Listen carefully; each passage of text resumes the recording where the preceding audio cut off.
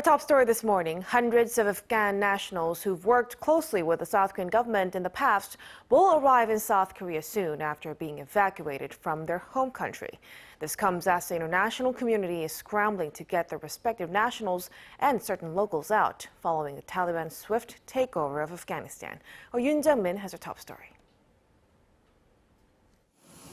A total of 391 Afghan nationals are due to arrive at South Korea's Incheon International Airport on Thursday on board Korean military planes after a stopover in Islamabad.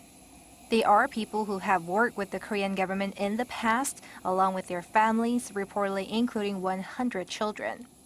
All of them were safely evacuated from Kabul to Islamabad on Wednesday.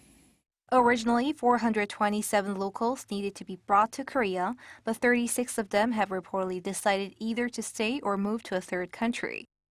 It was South Korea's first mass evacuation of foreigners out of another country. The Korean government says these people have worked with South Korea for years in Afghanistan at the embassy, hospitals, and vocational training centers. They asked the local Korean embassy for help due to concerns about the Taliban's possible retaliation. President Moon said that it is a must to carry out this moral responsibility to Afghans who have helped us, and that it is meaningful. He said he thanks the Korean people for their understanding and cooperation.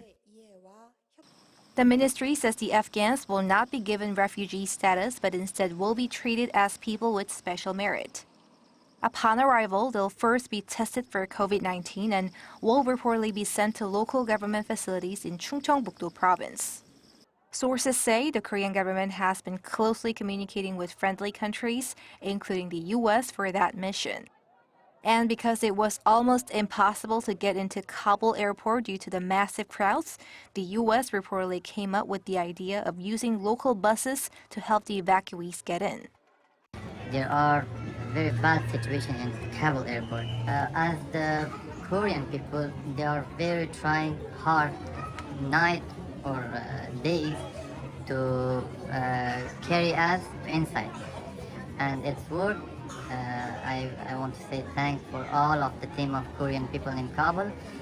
Because private planes were not able to enter the country, Korea sent military planes to Pakistan on Monday and have traveled back and forth several times from Islamabad to Kabul to transport the Afghans.